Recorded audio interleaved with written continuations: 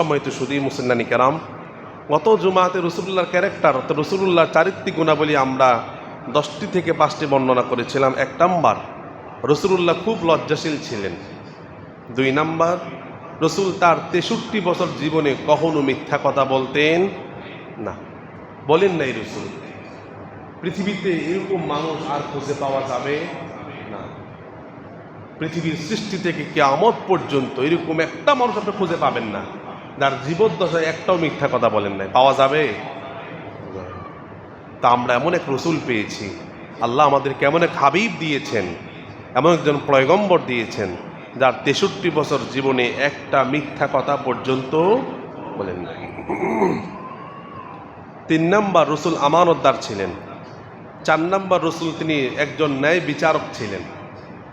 5 number যে point আমরা ছিলাম, তিনি একজন আদর্শবান স্বামী ছিলেন। চিল্লায় বলেন কি ছিলেন? আদর্শবান স্বামী ছিলেন। নবীজি কেমন আদর্শবান স্বামী ছিলেন এটা আমরা গত জুমাতে জেনেছি। ইসলাম যখন প্রচার শুরু করলেন, ওই যে গত জুমাতে বললাম যে একটা মানুষ সম্পর্কে সবচেয়ে বেশি জানেন তার স্ত্রী। কে জানেন? স্ত্রী জানেন। নবী আলাইহিস সালাতু ওয়াস সালাম যখন তিনি নবুয়ত প্রাপ্ত হলেন, তাকে রিসালাতের দায়িত্ব দেওয়া হলো, অর্পণ করা হলো। সর্বপ্রথম তার স্ত্রী আম্মাজান খাদিজাকে বললেন, খাদিজা, আমি নবুয়ত প্রাপ্ত হয়েছি, আমাকে রিসালাতের দায়িত্ব দেওয়া হয়েছে, তুমি কি আমার প্রতি ঈমান আনবা? আম্মাজান খাদিজা তিনি আর কিছু বললেন না, তিনি বললেন লা ইলাহা ইল্লাল্লাহু মুহাম্মাদুর রাসূলুল্লাহ। আদেশ করলেন। কেমন স্বামী ছিলেন আমার রাসূল! যদি আমি আপনি রাতের 1টা বাজে ঘুম থেকে উঠে যদি বিবিরে বলি, বিবি, আল্লাহ আমার স্বপ্ন দেখিয়েছে আমি বড় ওলি হয়ে গেছি, তুমি কি আমার কাছে মুরিদ হবা? বিবি কি আপনার আমার কি বলবে? বলে যে তোমার দিনে পেয়েছে। ঠিক কিনা বলেন? আমার আপনার বিবির অবস্থা। রাসূলুল্লাহ যখন এই কথা বললেন, তিনি একটু চিন্তা করলেন না, সময় নিলেন না। সঙ্গে সঙ্গে বললেন, রাসূল, আমি আপনার প্রতি ঈমান এনেছি, আমি বিশ্বাস করি আপনি আল্লাহর প্রেরিত রাসূল। চিল্লায় বলি সুবহানাল্লাহ।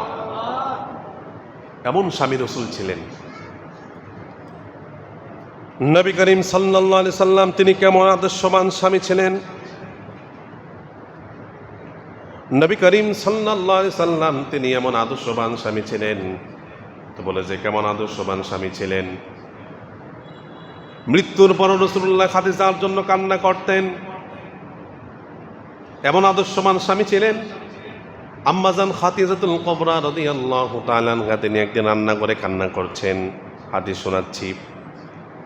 মা ফাতেমা দৌড়ে এসে বললেন, আব্বাজান, আম্মা খুব কান্না করছেন। নবীজি খাদিজাকে বললেন, খাদিজারি, মনের মধ্যে কোনো ব্যথা পেয়েছো নাকি? আমার কোনো আচার আচরণে তুমি কোনো ব্যথা পেয়েছো নাকি? আমার কোনো কথাবার্তায় তুমি কষ্ট পেয়েছো নাকি? খাদিজারে, আমার কোনো আচার আচরণে, আমার কথাবার্তায় যদি তুমি কষ্ট পেয়ে থাকো, আল্লাহর হস্তে তুমি আমারে ক্ষমা করে দিও। আম্মাজান খাদিজা বলেন, নবীজি, এতটা বছর আপনার আমি সংসার করলাম, ঘর করলাম, আল্লাহর কসম করে বলি, নবীজি আপনার একটা আচরণ, একটি কথাবার্তায় আমি খাদিজা কখনো কষ্ট পাই না। নবী আমার বললেন, খাদিজা রে, আমার আচরণে, আমার কথাবার্তায় তুমি কষ্ট পাও নাই, তাহলে তুমি কেন কান্না করো? কারণটা কি? কেমন স্বামী ছিলেন, কেমন স্ত্রী ছিলেন? নবীজি প্রশ্ন করা দেরি করলেন না, সঙ্গে সঙ্গে উত্তর দিলেন। আম্মাজান খাদিজা বললেন, নবীজি, আমি চিন্তায় মগ্ন হয়ে গেলাম, কান্না করলাম, আমি যদি মারা যাই তখন আমার কবরের অবস্থা কি হবে? আমি কবরের মধ্যে কি জবাব দেব? আমার কবরের অবস্থা কি হবে? আমি কবরের আযাবের ভয়ে কান্না করছি। নবীজি বললেন, খাদিজা, আমি এবার কি করতে পারি? আমার কি করার আছে বলো? কবরের ভয়ে তুমি কান্না করছো, আমি নবীজি তোমার জন্য কি করতে পারি আমারে বলো। মা খাদিজা বললেন, কেমন স্বামী পেয়েছেন আমার নবীজি রে। মা খাদিজা বললেন, নবীজি আপনার কাছে আমার কিছু আবদার আছে। নবী আমার বললেন, খাদিজা কি আবদার আছে বলো বলো। বলে যে নবীজি, আমি যখন ইন্তেকাল করব, আমাকে যখন দাফন কাফন করা হবে, সমস্ত সাহাবায়ে কেরামেরা চলে আসবে, আপনি চলে আসবেন না, আপনি আমার কবরের শিওরে দাঁড়িয়ে থাকবেন। মুনকার নাকি আমার সওয়াল করবে নবীজি, আপনি নবীজি, আমি খাদিজার পক্ষ হইতে মুনকার নাকির সওয়ালের জবাব আপনি দিয়ে দিবেন। আম্মাজান খাদিজা ইন্তেকাল করলেন। ইন্তেকাল করার পরে সাহাবায়ে কেরামেরা চলে আসলেন। এর আগে একটি হাদিস বলি, রাসূলুল্লাহ বলেছেন, মুসলিম শরীফের হাদিস, রাসূল করিম সাল্লাল্লাহু আলাইহি সাল্লাম বলেছেন, উম্মত শোনো শোনো, দুনিয়ার মধ্যে যদি কোনো স্বামী যদি তার স্ত্রীকে ভালো বলে, কোনো স্ত্রী যদি তার স্বামীকে ভালো সার্টিফিকেট দেয়, আমি রাসূলুল্লাহ বললাম, নিরীক্ষার্থী স্বামী এবং তার স্ত্রী আল্লাহর জান্নাতে চলে যাবে। বন্ধুগণ আমার, ভাইয়ের আমার, আম্মাজান খাদিজাকে দাফন কাফন করা হলো। সমস্ত সাহাবায়ে কেরাম চলে আসলেন। আল্লাহর হাবিব তিনি দাঁড়িয়ে দাঁড়িয়ে রইলেন, তিনি ফুফিয়ে ফুফিয়ে কান্না করলেন। সমস্ত সাহাবায়ে কেরাম বললেন, ইয়া রাসূলুল্লাহ, ইয়া হাবিবাল্লাহ, আপনি চলেন, বাড়িতে চলেন। নবীজি বললেন, সাহাবীরা রে তোমরা চলে যাও, আমি বাড়িতে যাব না। সাহাবায়ে কেরাম বললেন, ইয়া রাসূলুল্লাহ, ইয়া হাবিবাল্লাহ, আপনি কেন বাড়িতে যাবেন না? নবীজি তার ঘটনাটা বললেন। নবীজি দাঁড়িয়ে দাঁড়িয়ে কান্নাকাটি শুরু করলেন। আল্লাহ রাব্বুল আলামিন ডাক দেন, হাবিব আপনি বাড়িতে চলে যান, আমি আল্লাহ রাব্বুল আলামিন আপনার বিবি খাদিজার পক্ষ হইয়া মুনকার নাকির সওয়ালে জবাব আমি আল্লাহ স্বয়ং দিয়ে দিব। কেমন স্বামী স্ত্রী ছিলেন, কেমন মুহাব্বত, কেমন অ্যাট্রাকশন তাদের মধ্যে ছিল, কেমন সম্পর্ক তাদের মধ্যে ছিল। নবীজি আহারে নবীজি প্রায় সময় তিনি কান্না করতেন। বাড়িতে কোনো অনুষ্ঠান করলে, খাবারের কোনো ব্যবস্থা করলে, বকরি একটি জমে করলে খাদিজার বান্ধবীর বাড়িতে পাঠিয়ে দিতেন। আম্মাজান আয়েশার খুব হিংসা হতো, ঈর্ষা হতো, হিংসা না ঈর্ষা হতো। বলে, নবীজি একজন বৃদ্ধা মহিলা আপনি বিবাহ করলেন, আর তার প্রতি আপনার এত মায়া, এত মোহাব্বত। আল্লাহর হাবিব বলে, আয়েশা রে, তুমি আমার ছেলে, তুমি এখন আমার সুখের দিনের সাথী, আর খাদিজা তিনি ছিলেন আমার দুঃখের দিনের সাথী। এমন স্বামী স্ত্রী রাসূলুল্লাহ ছিলেন। স্বামী স্ত্রীর মধ্যে কি মুহাব্বত নবীজির ছিল। আর আমার আপনার হাজবেন্ড এবং ওয়াইফের মাঝে কি সম্পর্ক আমাদের। আমার নবী বলছেন, ইন্নামা বুইসতু মুআল্লিমান, রাসূল আমাদেরকে এগুলো শিক্ষা দিয়েছেন। আজ সমাজে স্বামী স্ত্রীর মধ্যে বিচ্ছেদ, 2 বছর বিয়ে যেতে না যেতে বিচ্ছেদ, 5 বছর বিচ্ছেদ, হাজারো সন্তান রাস্তায় রাস্তায় ঘুরছে, বাবা মার মধ্যে সম্পর্ক নাই, সন্তানকে দেখবে কে? সন্তানগুলাকে দেখবে কে? এর মধ্যে একটাই মাত্র সম্পর্ক বিচ্ছিন্ন হওয়ার কারণ হলো আমরা রাসূলুল্লাহর জীবনকে, রাসূলুল্লাহর আদর্শকে আমরা মনে প্রাণে আমরা মেনে নিতে পারি না। ঠিক কিনা বলেন? আল্লাহ রাব্বুল আলামিন বলেছেন, লাকাদ কানা লাকুম ফি রাসূলিল্লাহি উসওয়াতুন হাসানা লিমান কানা ইয়ারজুল্লাহা ওয়াল ইয়াউমাল আখির। আল্লাহ রাব্বুল আলামিন বলেছেন, যারা আমি আল্লাহর প্রতি কিয়ামতের প্রতি বিশ্বাস স্থাপন করে, তাদের জন্য আমার রাসূলের জীবনের মধ্যে রয়েছে উত্তম আদর্শ। যারা রাসূলুল্লাহকে আদর্শ, রাসূলুল্লাহর আদর্শকে যারা মনে প্রাণে এবং বাস্তবায়ন করতে চায়, বিশ্বাস করতে চায়, আল্লাহর রহমত তাদের ফ্যামিলির মধ্যে আল্লাহ রাব্বুল আলামিন অবতীর্ণ করতে থাকেন। সুবহানাল্লাহ। এজন্য রাসূলুল্লাহ তার বিবিকে কত স্যাক্রিফাইস করেছেন। রাসূলুল্লাহ আমরা কিছু হইলে বিবিদেরকে জিতিয়ে দিই না। রাসূলুল্লাহ একদিন আম্মাজান আয়েশার সাথে দৌড়ে প্রতিযোগিতা করলেন। রাসূল আম্মাজান আয়েশাকে হারিয়ে দিলেন, জিতিয়ে দিলেন, রাসূলুল্লাহ হারলেন। আম্মাজান আয়েশা খুব খুশি হলেন। এজন্য স্বামী স্ত্রী বন্ধনটা টিকিয়ে থাকার জন্য স্ত্রীকে আপনি বেশি প্রাধান্য দেওয়া লাগবে। রাসূল আমাদেরকে শিক্ষা দিয়েছে, তবে সব কাজে না। রাসূল একদিন আম্মাজান আয়েশাকে জিতালেন, আরেকদিন রাসূলুল্লাহ জিতলেন। সুবহানাল্লাহ। ইন্নামা বুইসতু মুআল্লিমান, রাসূল কেমন শিক্ষক ছিলেন। 6 নাম্বার, আমার রাসূলের চরিত্র ছিল, তিনি খুব বিনয়ী ছিলেন। তিনি কাউকে কষ্ট দিতেন না, তিনি কাউকে কষ্ট দিতেন না। 7 নাম্বার, রাসূল আদর্শবান একজন বাবা ছিলেন। চিল্লা বলুন, কি ছিলেন? আদর্শবান বাবা ছিলেন। নবীজি কেমন আদর্শবান বাবা ছিলেন শুনেন শুনেন। আম্মাজান আয়েশা বলেন, নবীজি কেমন আদর্শবান বাবা ছিলেন। নবীজি যখন সফর বের হতেন, সবার সব বিবিদের সাথে তিনি সাক্ষাৎ করতেন। বিবিদের সাথে সাক্ষাৎ করার পরে সবার শেষে মা ফাতেমার সাথে নবীজি সাক্ষাৎ করতেন।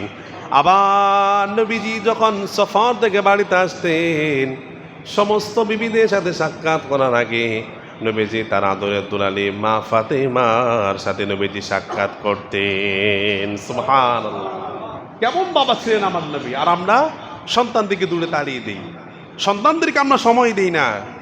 আফসোস আর পরিতাপের বিষয়, স্বামীও চাকরি করে, বিবিও চাকরি করে, সন্তানটার কাজের বিয়ের কাছে আমরা রেখে যাই, ঠিক কিনা বলে?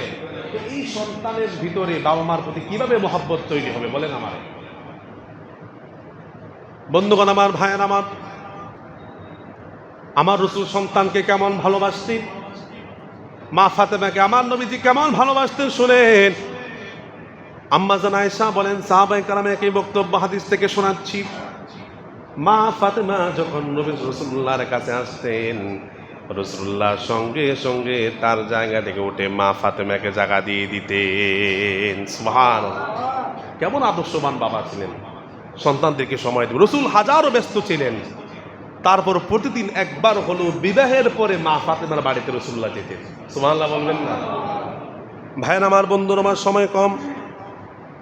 আমার রাসূলুল্লাহ ৮ নম্বর গুণাবলী হলো, চারিত্রিক গুণাবলী হলো, তিনি আদর্শবান একজন নানা ছিলেন। আমি তো বলি, কোন সেক্টর, এমন একটা সেক্টর বাদ নাই যে আমার রাসূলুল্লাহর শিক্ষা নাই। আমার নবীজি একজন আদর্শবান নানা ছিলেন। বলেন নবীজি কেমন আদর্শবান নানা ছিলেন? নবীজি একদিন হাসান এবং হুসাইনকে দুইজনে দুই কাঁধের মধ্যে নিলেন। সাহাবায়ে কেরাম বললেন, ইয়া রাসূলুল্লাহ, হাবিবাল্লাহ, নবী আমার, হাসান এবং হুসাইনকে আপনি কি পরিমাণ ভালোবাসেন? নবী আমার বলেন, সাহাবীরা রে শোনো শোনো, বলে যে আমার এই দুইজন নাতাকে, আমার এই দুইজন নাতিকে যারা ভালোবাসবে তারা আমি নবীজিকে ভালোবাসলো, আর যারা আমার এই দুইজন নাতিকে ভালোবাসলো না তারা আমি স্বয়ং রাসূলুল্লাহকে তারা ভালোবাসলো না। আর আমার নবী কেমন আদর্শবান নানা ছিলেন শোনেন শোনেন। হাদিস শরীফ থেকে শোনাচ্ছি, জুমার দিন নবীজি হাসান এবং হুসাইনকে নিয়ে মসজিদ নববীর মধ্যে প্রবেশ করলেন।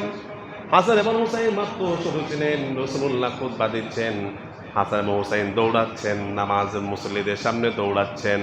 নবীজি হাসান এবং হুসাইনকে দুই হাতে ধরলেন, নবীজির দুই ডানের মধ্যে, দুই উরুর মধ্যে তিনি দাঁড় করিয়ে তিনি বসিয়ে আবার বলেন যে তিনি তার দুই পাশে বসিয়ে রাসূলুল্লাহ তিনি আবার খুতবা শুরু করলেন। আমার রাসূল কেমন আদর্শবান নানা ছিলেন শোনেন। নবীজি যখন সেজদার মধ্যে যেতেন, হাসান এবং হুসাইন রাসূলুল্লাহর পিঠের মধ্যে উঠতেন। সুবহানাল্লাহ। নবীজি বলেন, হাসান এবং হুসাইন যখন আমার উটের মধ্যে উঠলেন, আমার পিঠের মধ্যে উঠলেন, আমাকে ঘোড়া বানালেন। রাসূলুল্লাহ বলেন, আমার নাতিরা কষ্ট পাবে যদি আমি সেজদা থেকে উঠে যাই। রাসূল একটু সেজদা তিনি লম্বা করলেন। শুধু তাই নয়, নবী আমার বলেন, হাসান এবং হুসাইন বাসার মধ্যে নবীজিকে ঘোড়া বানাতেন, আর নবীজির চুল ছিল লম্বা লম্বা, চুলগুলা ধরতে না বলতেন, ঘোড়া তুমি চলো। সুবহানাল্লাহ। আমার নবী কেমন আদর্শবান নানা ছিলেন, নাতিদেরকে কেমন ভালোবাসতেন আমার নবী। বন্ধুগণ আমার, ভাইয়ার আমার, ৯ নম্বর হলো আমার নবী যে রাজনৈতিক নেতা ছিলেন। কোন একটা সেক্টর বাদ নাই। যদি কোনো পিতা চায় আমি রাসূলুল্লাহ কোনো অনুসরণ করা যাবে, যদি কোনো বাবা বলে আমি আদর্শবান বাবা হতে চাই, রাসূলুল্লাহর আদর্শকে আপনি ফলো করতে পারবেন। ওই যে আল্লাহ বললেন, লাকাদ কানা লাকুম ফি রাসূলিল্লাহি উসওয়াতুন হাসানাহ, উত্তম আদর্শ রাসূলুল্লাহর জীবনের মধ্যে রয়েছে। যদি কেউ চায় আমি আদর্শবান স্বামী হতে চাই, আমার নবীজির জীবনকে ফলো করতে পারবে। যদি কেউ চায় আমি আদর্শবান নানা হতে চাই, সে আমার নবীজির জীবনকে ফলো করতে পারবে। কেউ যদি চায়, কোনো নেতা যদি চায় আমি রাসূলুল্লাহর রাজনৈতিক জীবনকে ফলো করতে চাই, আমি রাসূলুল্লাহকে নেতা মানতে চাই, আমি রাসূলুল্লাহর রাজনৈতিক জীবনকে অনুসরণ আর অনুকরণ করতে চাই, আল্লাহ রাব্বুল আলামিন তার হাবিবকে তিনি রাজনৈতিক নেতা বানিয়েছেন।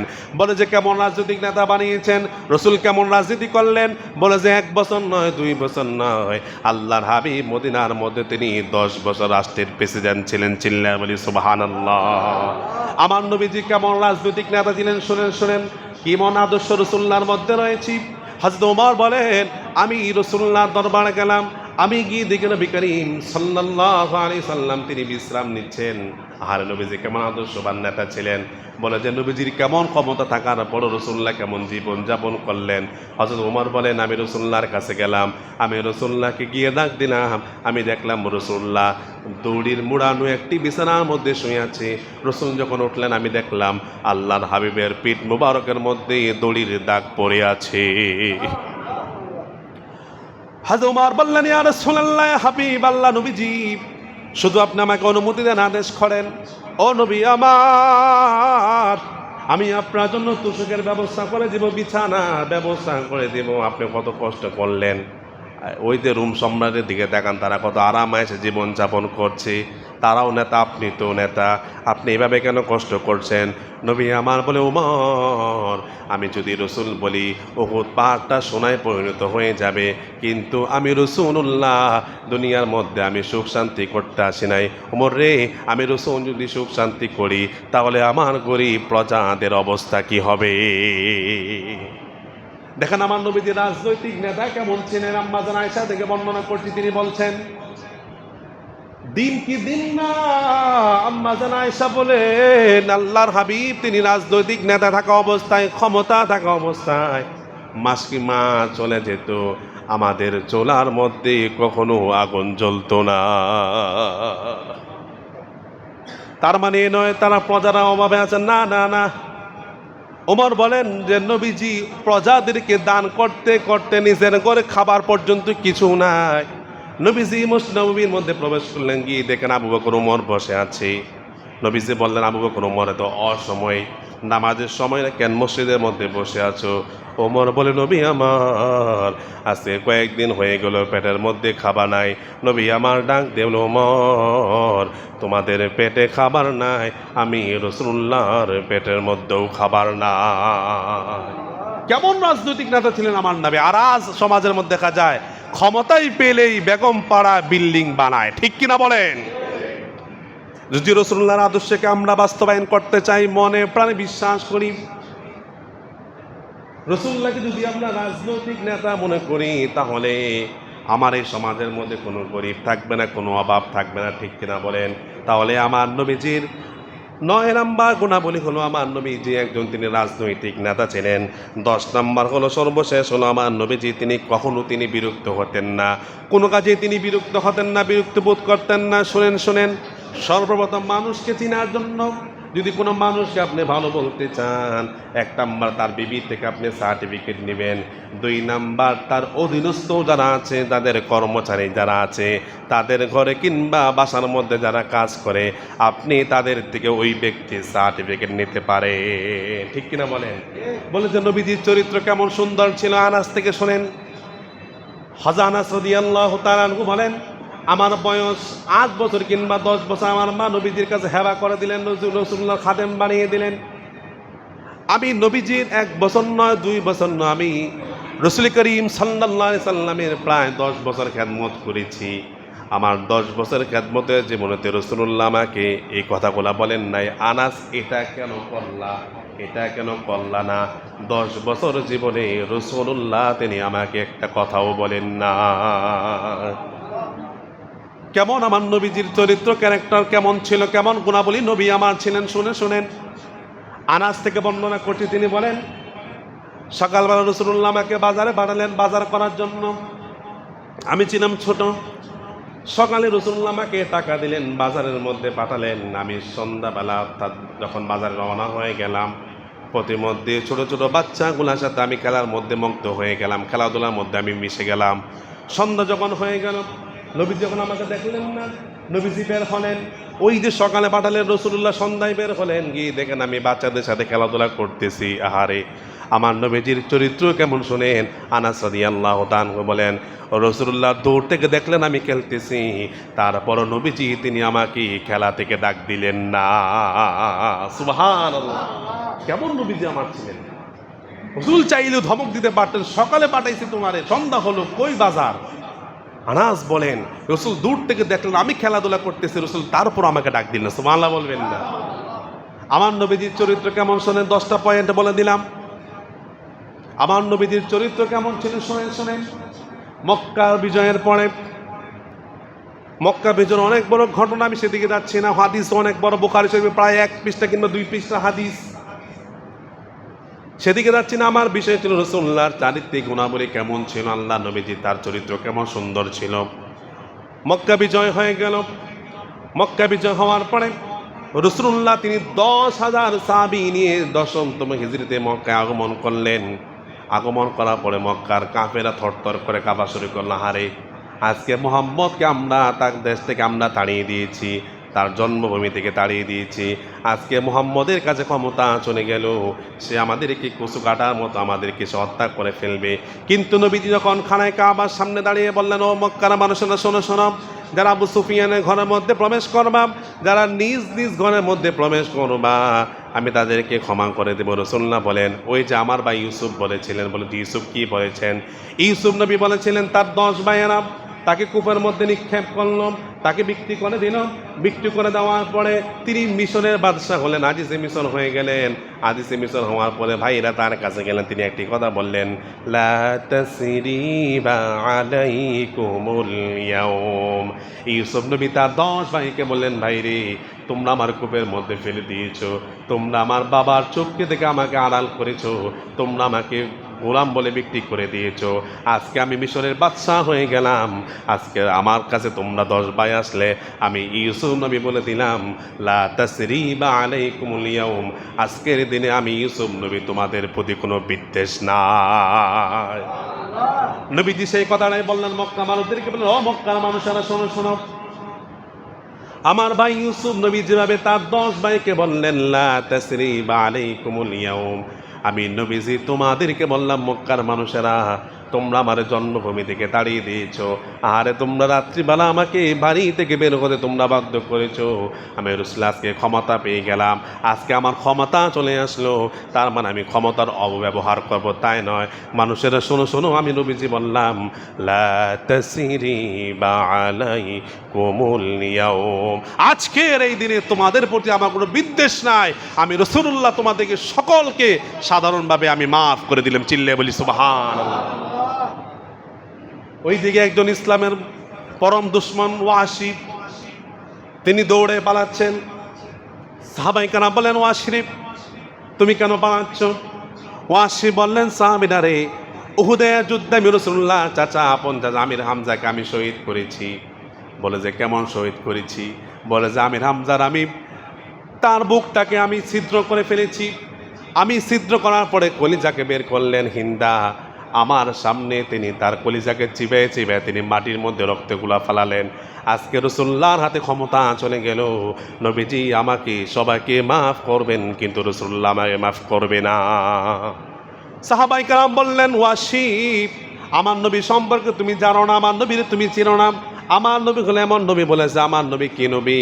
আমার নবী সম্পর্কে আল্লাহ রাব্বুল আলামিন বলেছেন, ওয়া মা আরসালনাকা ইল্লা রাহমাতাল লিল আলামিন। ওয়াসিরে আমার নবী হলো রাহমাতাল লিল আলামিন, আমার নবীর কাছে যাও, আমার নবী চাইলে তোমার মাফ করে দিবেন, চাইলে তোমারে ক্ষমা করে দিবেন।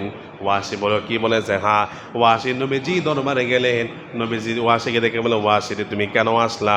বলেছে, নবীজি আমি তওবা করার জন্য আসলাম, ইসলাম ধর্ম গ্রহণ করার জন্য আসলাম। আমার নবী কেমন দেখে রাহমাতাল লিল আলামিন। আমার নবী বলে, ওয়াসি যাও, আমি তোমার মাফ করে দিলাম, আল্লাহর কাছে তুমি তাওবা করো। ওয়াসি বললেন, নবী আমার আমি তাওবা করব, তবে শর্ত হলো আমি যে তাওবা করলাম আমার তাওবা কবুল হয়েছে কিনা। আকাশ থেকে আল্লাহ রাব্বুল আলামিন আমার আপনার উপর ওহী নাজিল করা লাগবে, ওহীর মাধ্যমে আমার তাওবা কবুল হয়েছে সেটা আমাকে জানানো লাগবে। সুবহানাল্লাহ। ওয়াসি ইসলাম ধর্ম গ্রহণ করলেন, তাওবা করলেন। তাওবা করার পরে কয়েকটি আয়াত নাজিল হলো। সর্বশেষ আল্লাহ রাব্বুল আলামিন আয়াত নাজিল করলেন, লা তাকুনাতু মির রাহমাতিল্লাহি ইন্নাল্লাহা ইয়াগফিরুয যুনুবা জামিআ। নৈরাশ হওয়া যাবে না, নিরাশ হওয়া যাবে না, আল্লাহর প্রতি ভরসা রাখা লাগবে। যে ব্যক্তি আল্লাহর প্রতি ভরসা রাখে আল্লাহ রাব্বুল আলামিন তার গুনাহগুলো মাফ করে দিবেন। ওয়াসি ইসলাম ধর্ম গ্রহণ করলেন, আর ওইদিকে হিন্দা দাঁড়িয়ে আছেন। হিন্দা বলেন, ওয়াসির মাফ করে দিয়েছে, রাসূলুল্লাহ আমারে মাফ করবে নাকি? রাসূলুল্লাহ হিন্দা দাঁড়িয়ে আছে, রাসূলুল্লাহ দেখলেন হিন্দারা বলে, হিন্দা রে তুমি আমার চাচার কলিজাটা তুমি চিবিয়ে চিবিয়ে ফেললা। আজকে মক্কার বিজয়ী দিন আমি রাসূলুল্লাহ হিন্দারে ওয়াসির যেমনে মাফ করে দিলাম, হিন্দা আজকের মক্কা বিজয়ী দিনে আমি নবীজি তোমারও মাফ করে দিলাম। সুবহানাল্লাহ বলবেন না? আর আমরা যদি হতাম, সময় পেয়েছি এবার, এতদিন ক্ষমতায় ছিলাম না আমরা, তুমি ছিলে ক্ষমতায়, আমার বাড়ি ছাড়া করছো, আমার চাচারে মারছো, আজ ক্ষমতা আসন আমি বসলাম, দেখি তোরে কোন বেটা তোর কি করে। ঠিক কিনা বলেন? আমার নবীজির ক্যারেক্টার ছিল এমন, ওয়াসির মাফ করে দিলেন, হিন্দারে মাফ করে দিলেন। আমার ভাইয়ের, আমার বন্ধুরা, এতক্ষণ পর্যন্ত আমার রাসূলুল্লাহ চরিত্র জানলাম। এবার আসুন আমার রাসূলুল্লাহর চরিত্র আমরা জানলাম, আমার রাসূলুল্লাহর মর্যাদা কত, আমার নবীজির শান শওকত কত, আমার নবীজির সম্মান মর্যাদা কত। প্রথমে বলেছিলাম যে ব্যক্তি কোনো মানুষের সম্মান আর মর্যাদা জানে, তার প্রতি ভালোবাসা এবং আকর্ষণ বেড়ে যায়। ঠিক কিনা বলেন? আমরা নবীজির উম্মত দাবি করি, কিন্তু আমার নবীর আল্লাহ কি মর্যাদা দিলেন, কি সম্মান দিলেন, জানার দরকার আছে না নাই? আমরা কয়েকটা পয়েন্টে বলে আমরা আগামী জুমাতে আলোচনা করব ইনশাআল্লাহ, সময়ের মধ্যে আমরা যতটুকু করতে পারি। আল্লাহ সুবহানাহু ওয়া তাআলা আদম থেকে ঈসা নবী পর্যন্ত যত নবী রাসূল প্রেরণ করেছেন, এক এক নবী রাসূলকে আল্লাহ তাআলা এক একটি গোত্রের কাছে প্রেরণ করেছেন, এক একটি জাতির কাছে তিনি প্রেরণ করেছেন, এক একটি জনপদের কাছে তিনি প্রেরণ করেছেন। তিনি শুধু ওই, যেমন এক্সাম্পল, এক নবীকে পাঠালেন চট্টগ্রামে, আরেক নবীকে পাঠালেন কুমিল্লায়, আরেক নবীকে পাঠালেন ঢাকা। তাহলে এক একটা নবীকে যেই জনপদের জন্য প্রেরণ করলেন, তিনি এর বাইরে অন্য কোথাও দাওয়াত দিতে পারবে? সেই কথাগুলো আল্লাহ রাব্বুল আলামিন এভাবে বলছেন। দেখেন নূহ নবীর ব্যাপারে আল্লাহ রাব্বুল আলামিন কে বলেন, লাকাদ আরসালনা নূহান ইলা কওমিহি ফাকালা ইয়া কওমি আ'বুদুল্লাহা মা লাকুম মিন ইলাহিন গায়রু। আল্লাহ রাব্বুল আলামিন এভাবে বলছেন, লাকাদ আরসালনা নূহান ইলা কওমিহি, নূহকে আমি প্রেরণ করেছি তার স্বজাতির কাছে, তার গ্রামের মানুষের কাছে, তার জেলার মানুষের কাছে, যেভাবে বুঝেন তার জনপদের কাছে, তার জাতির কাছে আমি আল্লাহ রাব্বুল আমিন প্রেরণ করেছি। এবার নূহ নবীকে আমি বললাম, নূহ রে তুমি এবার দাওয়াত দাও। ফাকালা ইয়া কওমি আ'বুদুল্লাহা মা লাকুম মিন ইলাহিন গায়রু, তোমরা এক আল্লাহর ইবাদত করো, তোমরা এক আল্লাহর সাথে কাউকে অংশীদার করিও না। এবার দেখেন সালেহ আলাইহিস সালাতু ওয়াস সালাম, এবার আল্লাহ রাব্বুল আমিন কি বলেন, ওয়া ইলা সামুদ আখাহুম সালিহা ক্বালা ইয়া কওমি আ'বুদুল্লাহা মা লাকুম মিন ইলাহিন গায়রু। সালেহ আলাইহিস সালাতু ওয়াস সালামকে সামুদ গোত্রের মানুষের কাছে আল্লাহ পাঠালেন, ওয়া ইলা সামুদা, সামুদ গোত্রের মানুষের কাছে পাঠালেন, একই কথা বললেন, আল্লাহর প্রতি দাওয়াত দাও, আল্লাহর ইবাদত করার জন্য বলো, আল্লাহর সাথে কাউকে অংশীদার করা যাবে না, শিরিকের বয়ান করলেন। এবার শুআইব আলাইহিস সালাতু ওয়াস সালামকে আল্লাহ রাব্বুল আলামিন বললেন, ওয়া ইলা মাদিয়ান আখাহুম শুআইবা, একই কথা বললেন, ক্বালা ইয়া কওমি আ'বুদুল্লাহা মা লাকুম মিন ইলাহিন গায়রু। মাদিয়ান শহরের জন্য শুআইব নবীকে আল্লাহ রাব্বুল আলামিন পাঠালেন এবং একই কথা বললেন, আল্লাহর ইবাদত করো, তার সাথে কাউকে শরীক অংশীদার করিও না। এবার হযরত হুদ আলাইহিস সালাতু ওয়াস সালামকে আদ জাতির কাছে পাঠালেন, আল্লাহ রাব্বুল আলামিন তাই বলছেন, ওয়া ইলা আদিন আখাহুম হুদা ক্বালা ইয়া কওমি আ'বুদুল্লাহা মা লাকুম মিন ইলাহিন গায়রু। হুদ নবীকে আল্লাহ আদ জাতির কাছে পাঠালেন, একই কথা বললেন, তোমরা আল্লাহর ইবাদত করো, তার সাথে কাউকে অংশীদারিত্ব তোমরা করো।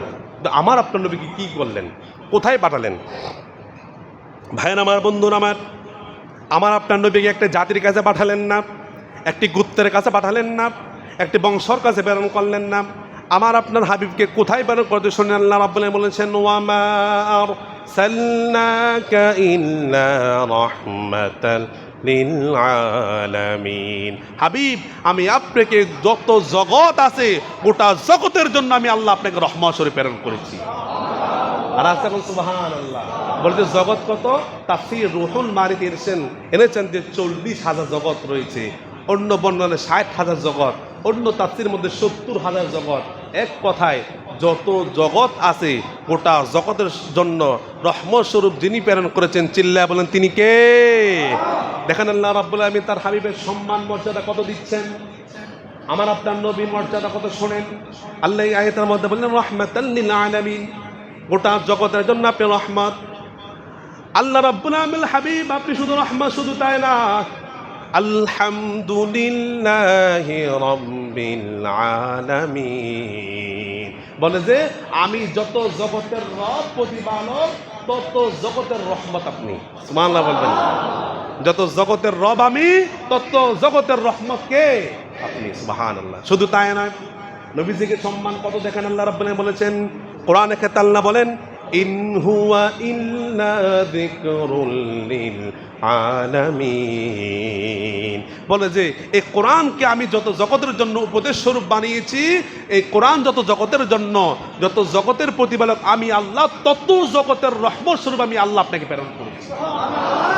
আমার নবীজির সম্মান কম না বেশি? আরো জোরে বলেন, কম না বেশি? আমার জন্য সম্মান কত দেখেন না। আগের নবীদেরকে এক একটি গোত্রে প্রেরণ করলেন, এক একটা জাতির কাছে প্রেরণ করলেন। আমার নবীকে আল্লাহ মক্কার জন্য প্রেরণ করেন নাই, আমার নবীকে আল্লাহ কুরাইশ বংশের জন্য নাজিল করেন নাই, আমার নবীকে আল্লাহ আরব কান্ট্রির জন্য প্রেরণ করেন নাই, আমার নবীকে আল্লাহ রাব্বুল আলামিন রাহমাতাল লিল আলামিন হিসেবে প্রেরণ করেছে। চিল্লা বলি সুবহানাল্লাহ। বন্ধুগণ আমার, ভাইয়ান আমার নবী ছিলেন ইমামুল মুরসালিন। আমার নবী ছিলেন ইমামুল মুরসালিন।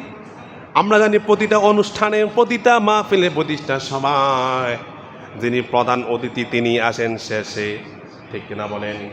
আমার নবী ছিলেন প্রধান অতিথি। বলে যে আমার নবী ছিলেন ইমামুল মুরসালিন। আপনারা সকলেই জানেন মেরাজের ঘটনা, সকলে জানেন। আল্লাহ রাব্বুল আলামিন সূরাতুল ইসরার মধ্যে বলেন সুবহানাল্লাযী আসরা বিআবদিহি লাইলাম মিনাল মাসজিদিল হারামি ইলাল মাসজিদিল আকসা। ভালো করে শুনেন, মক্কা থেকে বাইতুল মুকাদ্দাস যে সফরটা করা হয় যেটাকে ইসরা বলা হয়, আর বাইতুল মুকাদ্দাস থেকে আল্লাহ সান্নিধ্যকে মেরাজ বলা হয়। আমাদের দেশে সব দ্বারা মেরাজ বলে না। মক্কা থেকে বাইতুল মুকাদ্দাস সফরটাকে ইসরা বলা হয়, বাইতুল মুকাদ্দাস থেকে আল্লাহর দিদার নসিবকে মেরাজ। ইমামুল মুরসালিন কেমন ছিলেন? রাসূলুল্লাহ যখন জিবরাইল আলাইহিস সালাম বাইতুল মুকাদ্দাসে নিয়ে গেলেন, সমস্ত নবীদেরকে একত্রিত করা হলো। সমস্ত নবীদেরকে একত্রিত করার পরে হযরত জিবরাইল আলাইহিস সালাম আল্লাহর হাবিবের পিঠে ধরে বললেন, নবীজি আজকে সমস্ত আম্বিয়ায়ে কেরামের ইমামতি আপনি করবেন। সুবহানাল্লাহ।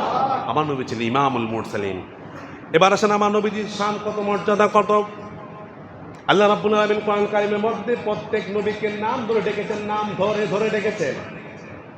আদম নবীকে আল্লাহ রাব্বুল আলামিন বলেছেন ইয়া আদামুস কুন আনতা ওয়া যাওজুকাল জান্নাতা।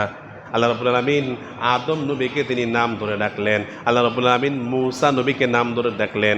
আল্লাহ নবী ঈসা নবীকে নাম ধরে ডাকলেন। আল্লাহর নবী একে ইব্রাহিম নবীকে ওয়ানাদাইনাহু আইয়া ইব্রাহিম, ইব্রাহিম নবীকে ইব্রাহিম নবী বলে ডাকলেন। কিন্তু আমার আপনার নবীকে আল্লাহ রাব্বুল আলামিন নাম বলে ডাকেন নাই। কত সম্মান দিলেন, কত মর্যাদা দিলেন। আল্লাহ রাব্বুল আলামিন বলছেন ইয়া আইয়ুহান নাবিয়্যু হাসবুকাল্লাহু ওয়া মান ইত্তাবা'আকা মিনাল মুমিনিন। অন্যথায় আল্লাহ রাব্বুল আলামিন বলেছেন ইয়া আইয়ুহার রাসূলু বাল্লিগ মা উনজিলা ইলাইকা মির রাব্বিক ওয়া ইন লাম তাফআল ফামা বাল্লাগতা রিসালাতাহু। তাহলে ভাইয়ের আমার, আদম থেকে ঈসা নবী পর্যন্ত প্রত্যেকটা নবীকে আমার আল্লাহ রাব্বুল আলামিন নাম বলে রেখেছেন। কিন্তু আমার আপনার নবীকে আল্লাহ রাব্বুল আলামিন এত সম্মান, এত মর্যাদা দিয়েছেন, তার নাম ধরে কোরআন কারীমে এক জায়গায় আল্লাহ ডাকেন নাই। সুবহানাল্লাহ। দেখেন আমার নবীর সম্মান কত। আমরা যখন রিক্সাওয়ালার দেখি, প্রত্যেকটা রিক্সাওয়ালা ব্যক্তির নাম আছে না নাই? আছে না নাই? আমরা কি বলি, রিক্সাওয়ালা এখানে আসো, এই ভ্যান গাড়ি এখানে আসো, ঠিক কিনা বলেন? ঠিক আল্লাহ রাব্বুল আলামিন তার হাবিবকে বলেছেন ইয়া আইয়ুহাল মুজাম্মিল, ইয়া আইয়ুহাল মুদ্দাসসির, ইয়াসিন। কত সুন্দর করে আল্লাহ ডাকলেন তার হাবিবকে। এজন্য আমার ভাইয়ের, আমার বন্ধুরা, আল্লাহর নবীজির সম্মান মর্যাদা কত দেখেন। প্রত্যেক নবীকে নাম ধরে ডাকলেন, কিন্তু তার হাবিবকে তিনি নাম ধরে ডাকলেন না। 7 নম্বর আল্লাহ নবীজির মর্যাদা দেখেন কেমন। আল্লাহ রাব্বুল আলামিন বলেছেন, হাবিব আমি আল্লাহ রাব্বুল আলামিন আপনাকে প্রধানমন্ত্রী বানিয়েছি, প্রধান অতিথি বানিয়েছি। বলে যে প্রধান অতিথি মানে কি? আমি আল্লাহ রাব্বুল আলামিন আদম থেকে ঈসা নবী পর্যন্ত নবুয়তের রাসূল পাঠালাম, কিন্তু আপনি নবীর মাধ্যমে আমি আল্লাহ রাব্বুল আলামিন রিসালাতের দায়িত্বকে আমি আল্লাহ রাব্বুল আলামিন সম্পন্ন করে দিলাম। আল্লাহ রাব্বুল আলামিন বলেছেন মা কানা মুহাম্মাদুন আবা আহাদিম মির রিজালিকুম ولكن رسول الله وخاتم النبيين وكان الله بكل شيء عليما আল্লাহ বলেছেন খাতামান নাবিয়িন, আপনি শেষ নবী। বুখারীর মধ্যে রাসূল বলেছেন আনা খাতামুন নাবিয়িন লা নাবিয়্যা বাদি, আমি শেষ নবী, আমার কোনো পর নবী আসবে না। তাহলে আমরা কোরআন এবং হাদিস থেকে জানতে পারলাম আমার নবী শেষ নবী।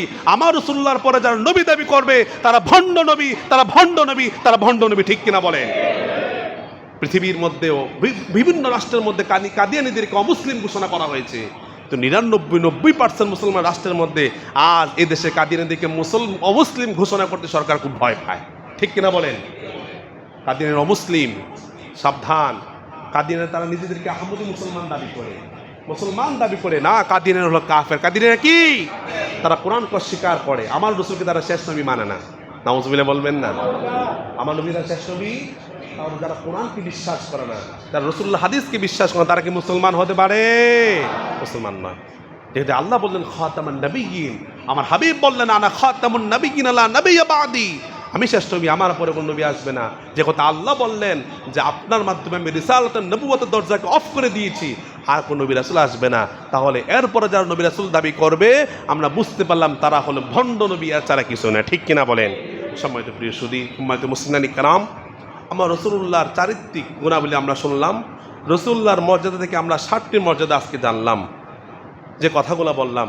ইনশাআল্লাহ বাকি যে আলোচনাগুলো আছে আমরা আগামী জুমাতে করবো ইনশাআল্লাহ। যে কথাগুলো বললাম, আল্লাহ রাব্বুল আলামিন তার হাবিবের জীবনী থেকে উত্তম আদর্শ রয়েছে আমাদের জন্য, আমরা যেন রাসূলুল্লাহর জীবনী থেকে শিক্ষা নিতে পারি, অর্জন করতে পারি। শুধু অর্জন নয়, আমরা বাস্তব জীবনে যেন আমরা বাস্তবায়ন করতে পারি, আমল করতে পারি, সেই তৌফিক আল্লাহ রাব্বুল আলামিন আমাদের সকলকে দান করে বলি আল্লাহুম্মা আমিন। ওয়া মা আলাইনা ইল্লাল বালাগ।